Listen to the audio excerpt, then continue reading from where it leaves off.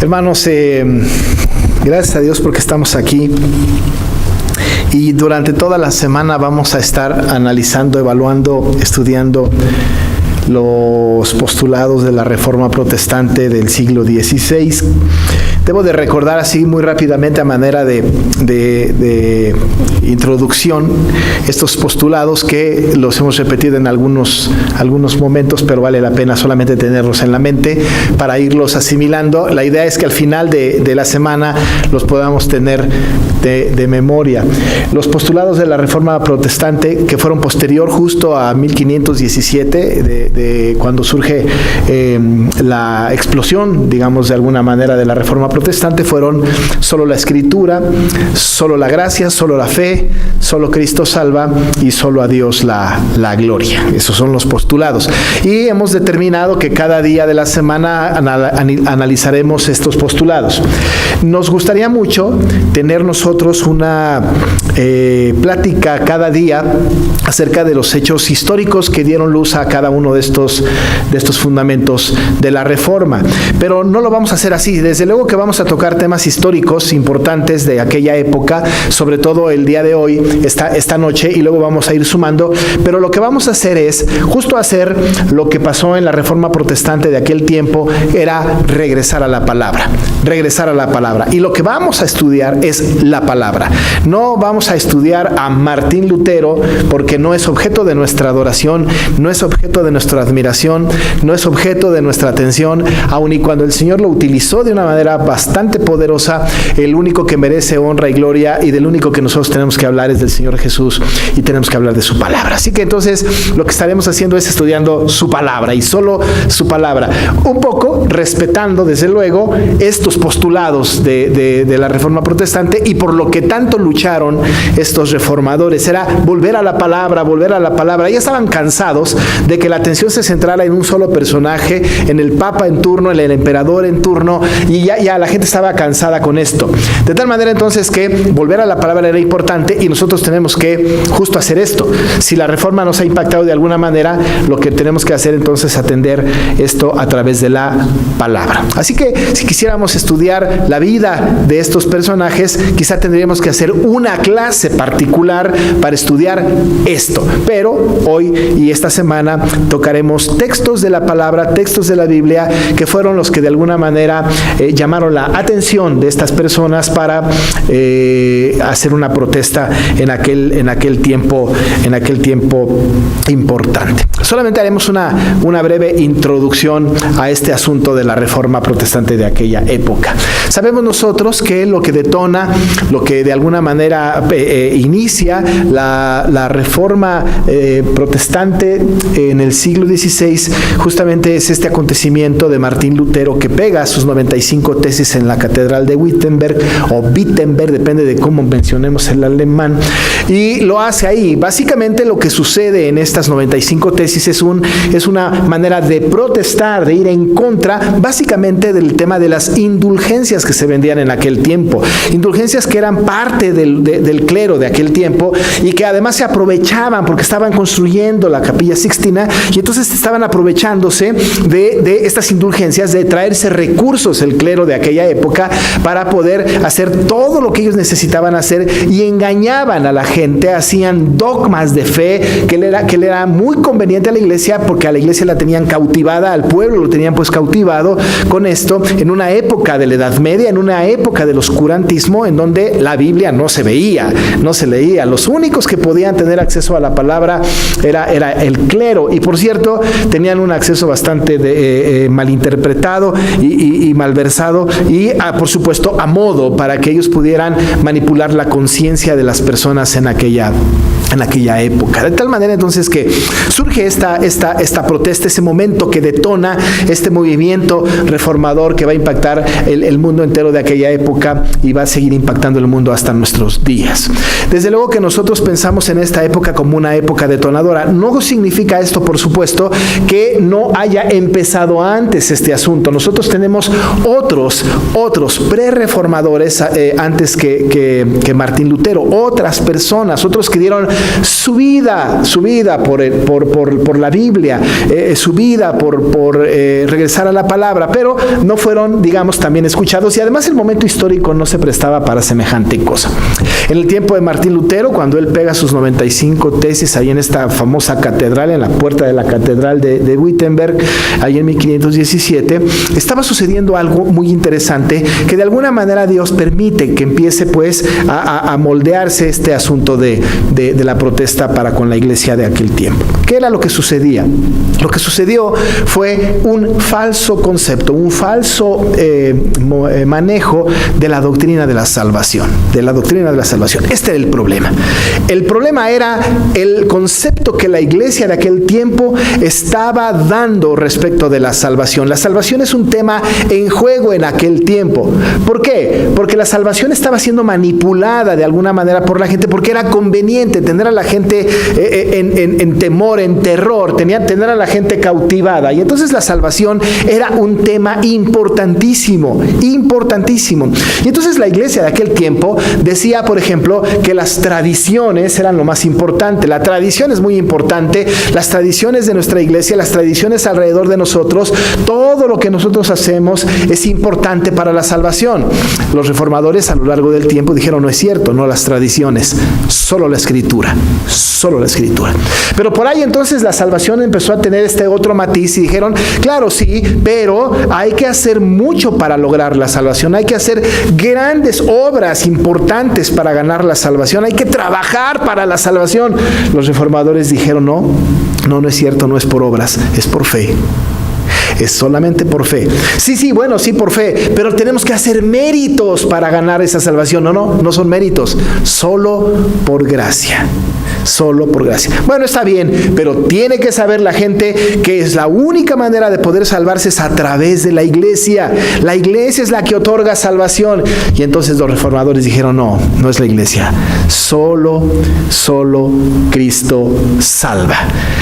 Solo Cristo salva. Sí, bueno, pero nosotros hemos hecho tanto, hemos construido tantas catedrales, hemos tenido una historia tan magnífica. Nosotros somos quienes podemos hacer este tipo de obras. Y entonces los reformadores dijeron, de ninguna manera, solo a Dios la gloria. Así que la salvación estaba en juego. La salvación estaba tanto en juego, o el concepto de la salvación estaba en juego, la gente no tenía acceso a la palabra, que entonces los reformadores, que no sucedió esto en 1517, sino que se fue conformando al paso de los años, se fueron estableciendo estos postulados que dieron entonces una definición bastante más concreta y más clara acerca de la salvación. No hay manera de que el hombre pueda ser salvo si no es a través de la palabra, porque la fe viene por el oír y el oír por la palabra. No hay manera de que las obras contribuyan a la salvación, porque no es posible, dice la Biblia, no por obras para que nadie se gloríe. No es cierto que los méritos traen salvación, sino solamente por gracia, porque por gracia sois salvos por medio de la fe. Y esto no de vosotros, pues es don de Dios. No es cierto que la iglesia es la que otorga la salvación, porque nosotros tenemos un Señor y un mediador, y este mediador es solamente un mediador, que es Cristo Jesús. Solo Cristo salva, porque no hay otro nombre dado a los hombres debajo de la tierra en el cual podamos ser salvos. Sí, pero la iglesia es poderosa, sí. Pero la verdad de las cosas es que el Señor, solamente Él, porque de Él y por Él y para Él son todas las cosas, a Él sea la gloria por los siglos. Así que entonces todo este asunto hizo tanto ruido en el tiempo, o en la gente de aquel tiempo, que la Reforma no solamente impactó en el momento justo de estas tesis que se pegaron, sino no solamente años después, sino empezó durante décadas a impactar al mundo entero.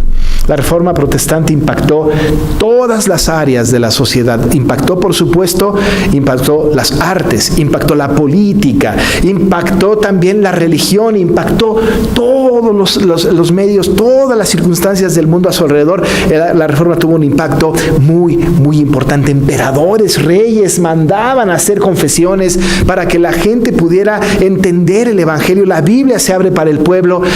La Reforma impactó de una manera contundente al mundo de aquella época, tocó la fe.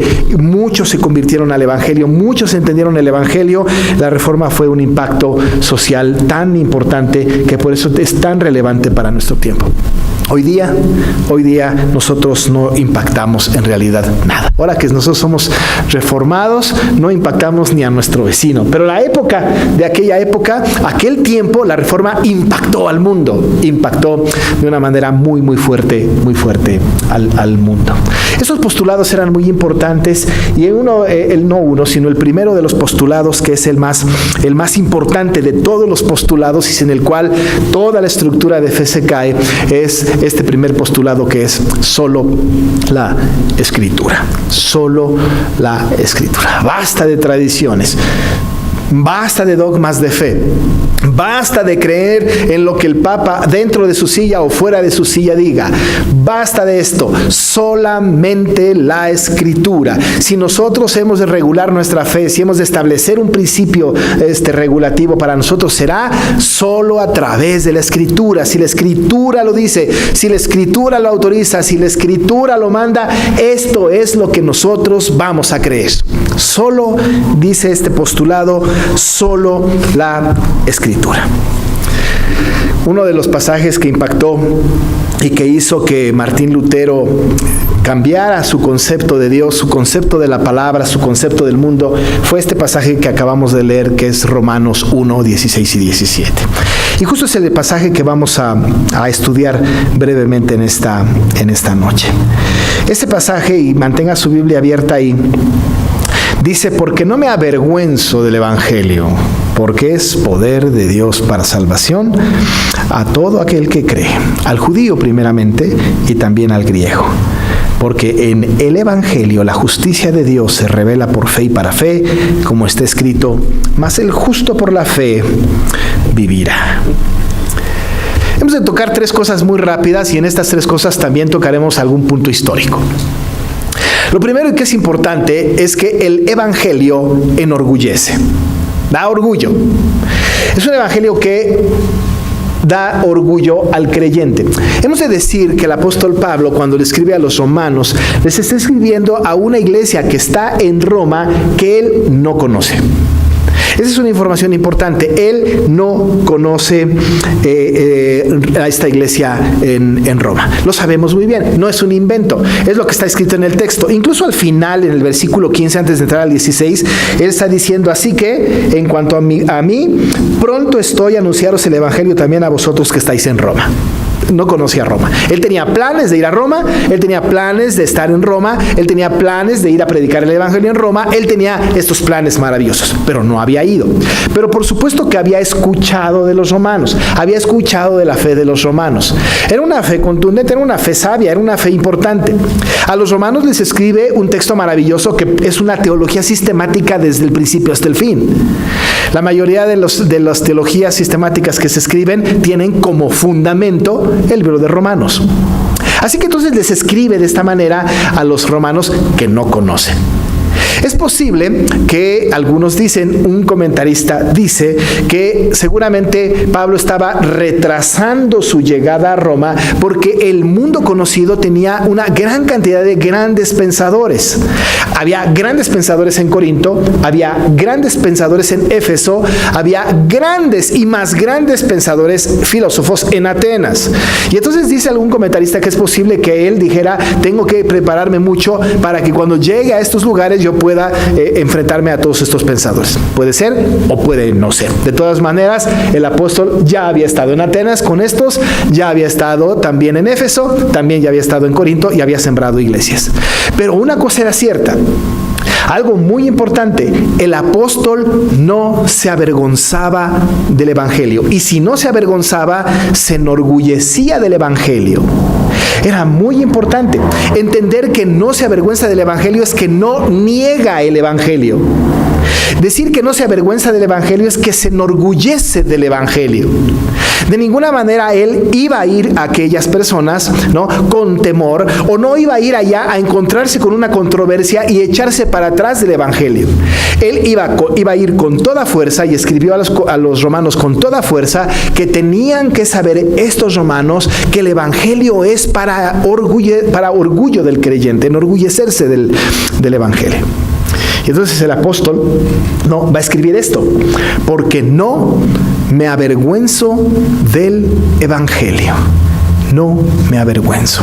Muy importante, muy importante. En uno de los escritos que Lutero escribe de los sermones que Lutero escribió sobre este libro, particularmente de estos versículos que escribió, muchísimo de estos dos versículos nada más, él habla acerca no solamente del encuentro que tiene con la doctrina de la justicia o la justificación, que fue detonante para su conversión, sino que lo que hace Lutero es que nos comenta en sus libros, en sus comentarios sobre este texto, que él verdaderamente estaba orgulloso del Evangelio. Y uno de los acontecimientos históricos que pasó, que nos muestran a un Pablo orgulloso del Evangelio, que no se avergonzaba del Evangelio, que daba su vida por el Evangelio, fue lo que sucedió justo 3 y 4 años después de que pegó sus 95 tesis en la Catedral de Wittenberg.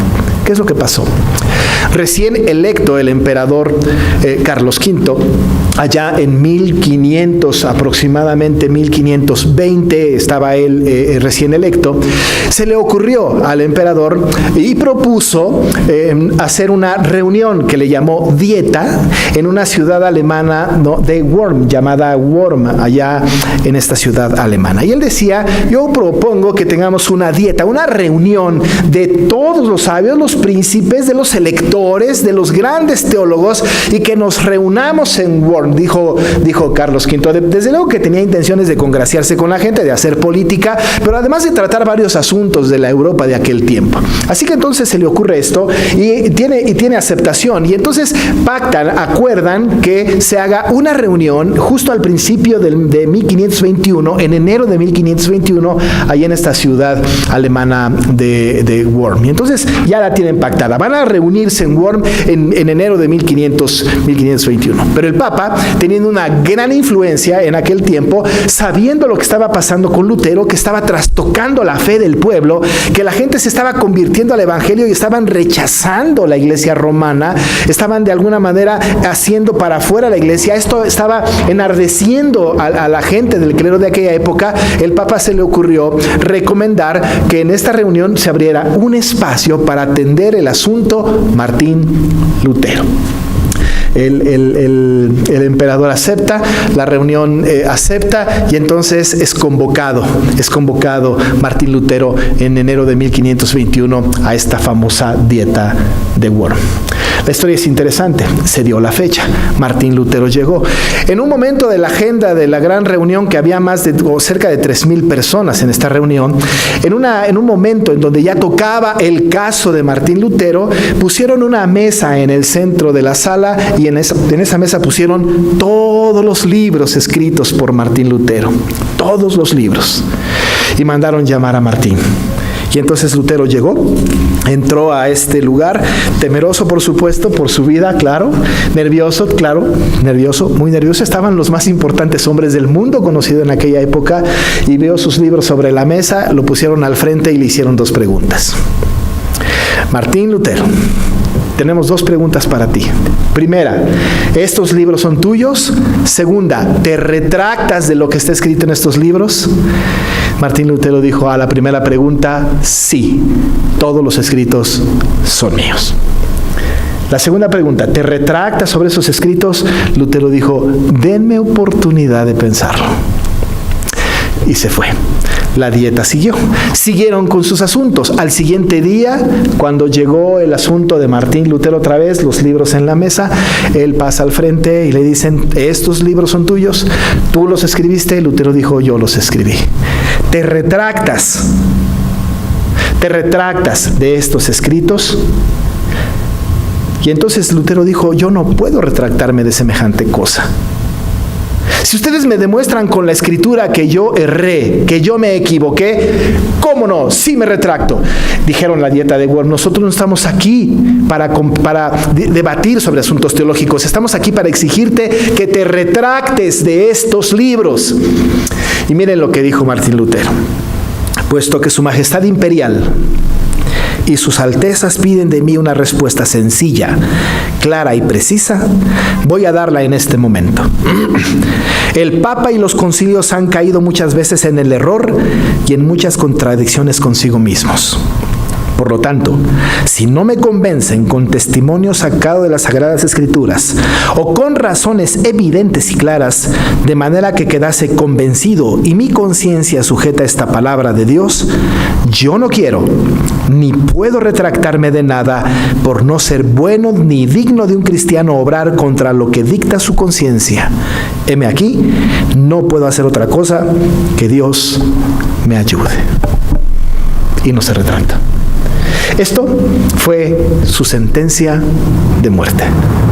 Esto fue lo que detona de alguna manera una cruenta persecución para este individuo.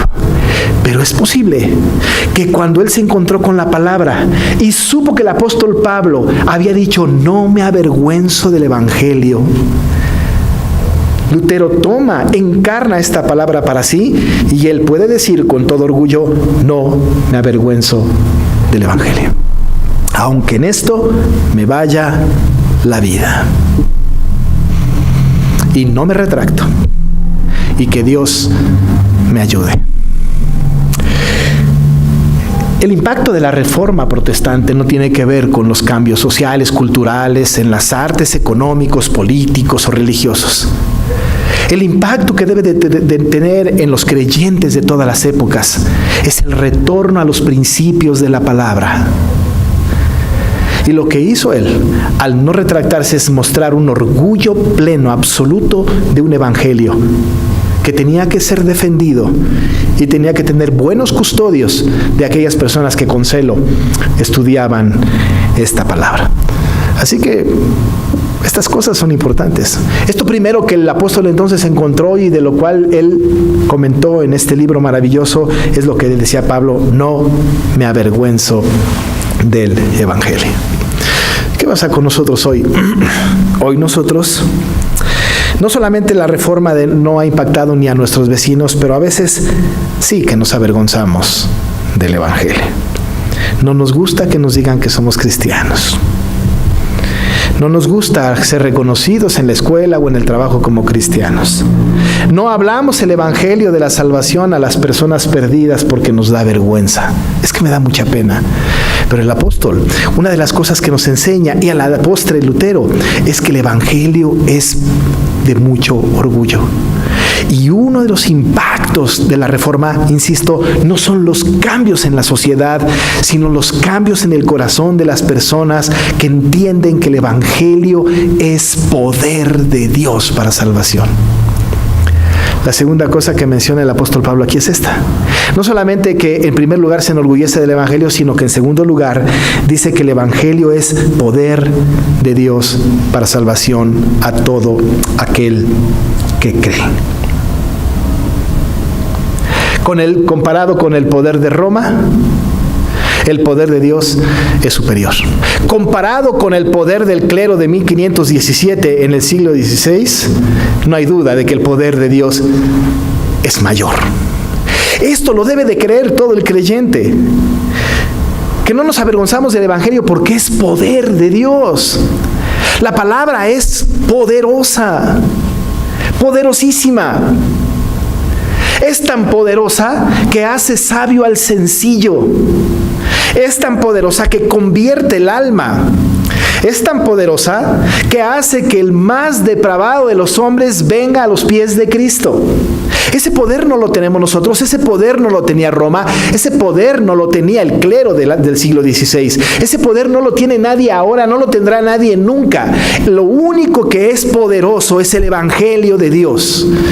Y el apóstol había dicho entonces ahí a los romanos: no me avergüenzo del Evangelio. Si el Evangelio no tuviera poder, me avergonzaría de un Evangelio incompleto, inexacto, equivocado. Pero no me avergüenzo del Evangelio porque es poder de Dios. Es poder de Dios para salvación. En aquel tiempo, recuerden ustedes que la salvación estaba en juego, y el que tenía el poder para otorgar salvación era la iglesia. Quien tenía ese poder para dar o quitar la salvación era la iglesia. Quien tenía el poder para decirle a alguien: ¿sabes qué? Sí, a partir de ahora vas a ser salvo, era la iglesia. Las tradiciones de la iglesia, las obras de la iglesia, los méritos de la iglesia. El medio de salvación que era la iglesia. El apóstol está diciendo: el Evangelio es poder de Dios para salvación. Lutero lo entendió, Pablo lo entendió. Nosotros tenemos que entenderlo. Insisto, una de las cosas que tiene que provocar la reforma de aquel tiempo en nuestros corazones, en nuestras mentes, es entender que el Evangelio es poder de Dios para salvación. No hay otra manera de que el hombre pueda ser salvo, sino es a través del Evangelio, porque es poder de Dios. Fuera del Evangelio no puede haber salvación. Así que el apóstol le está diciendo: es poder de Dios para salvación, y añade: a todo aquel que cree. Quiero nada más hacer esta cita de referencia paralela. Esta expresión es idéntica a Juan 3:16. Porque de tal manera amó Dios al mundo, que ha dado a su Hijo unigénito, para que todo aquel que en Él cree. Todo aquel que en Él cree es exactamente la misma expresión que Pablo utiliza aquí. Él dice que es poder de Dios para salvación a todo aquel que cree. Es importante que nosotros también entendamos el contenido teológico de la frase. A todo aquel que cree es a todo aquel que pone en función su fe, que pone en acción su fe. Todos aquellos que han sido justificados, todos aquellos que han sido regenerados, todos aquellos que han sido llamados por el Señor, que han tenido un corazón cambiado, ejercen su fe. Por eso Juan 3:16 dice que de tal manera amó Dios al mundo, que ha dado a su Hijo unigénito, para que todo aquel que en Él ejerce una fe que ya tiene no se pierda. Así que es ejercicio de la fe. Ya una vez regenerado, pongo en ejercicio mi fe.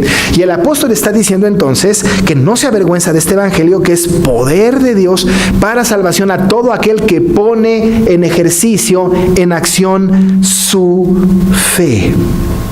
El judío primeramente, porque el Señor a los suyos vino primero, y después, por supuesto, al griego, y viene a todo el mundo. Y todo aquel que ejercita su fe es, por supuesto, salvo.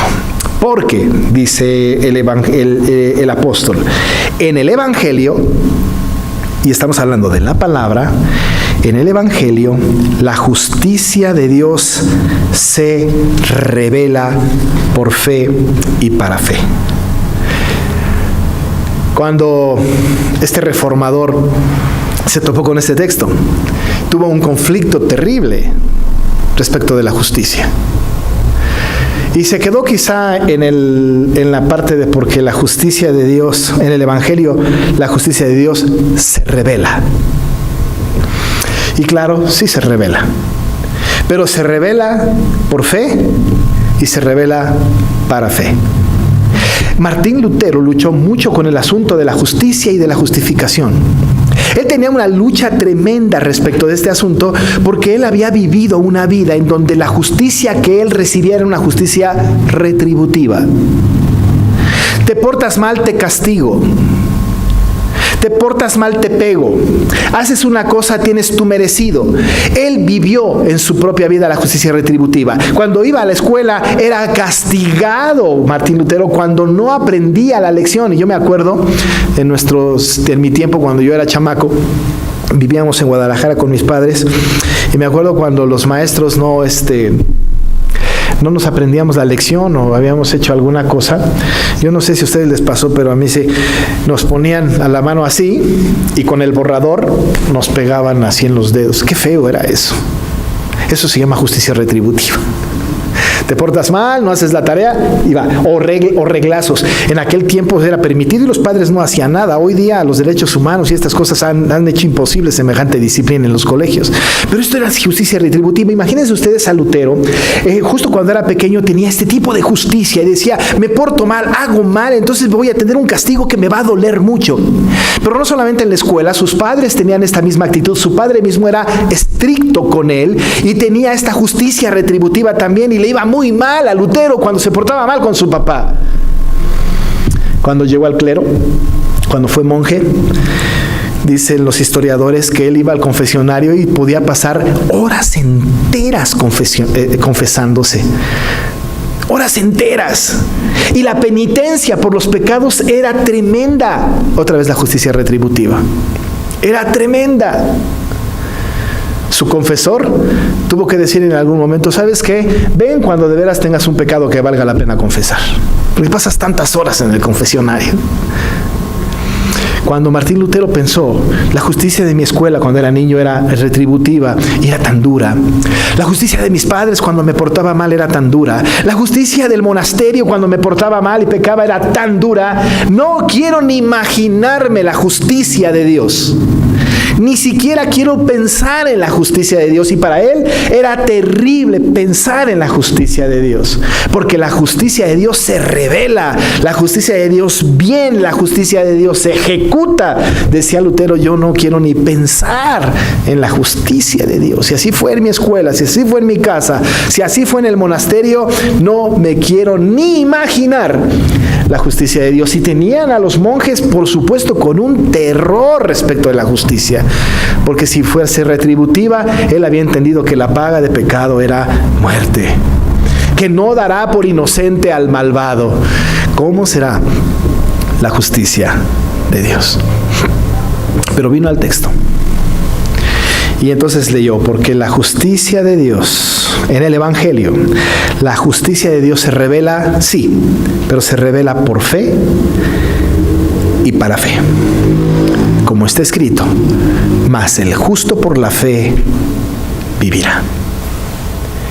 La gracia del Señor, la fe puesta en el creyente, es de principio a fin. Cuando en el texto dice que esta justicia se revela por fe y para fe, es porque desde el principio de la conversión hasta el final de la conversión, la fe opera, la gracia opera, la justicia opera. ¿Pero qué tipo de justicia? La justicia de Cristo en él. Él entendió finalmente que esta justicia no era una justicia propia. La justicia propia tiene condenación, pero la justicia que él había entendido que tenía era una justicia de él, que había sido puesta en él por Jesucristo. De hecho, en el capítulo 5, él va a decirlo: justificados pues por la fe, tenemos paz para con Dios, por medio de nuestro Señor Jesucristo. Entendió pues que la justicia no era una justicia propia, sino que era una justicia atribuida solamente a Él, una justicia imputada a Él. Era la justicia de Cristo en Él. Eso lo entendió Lutero. Por supuesto que Pablo ya lo había entendido.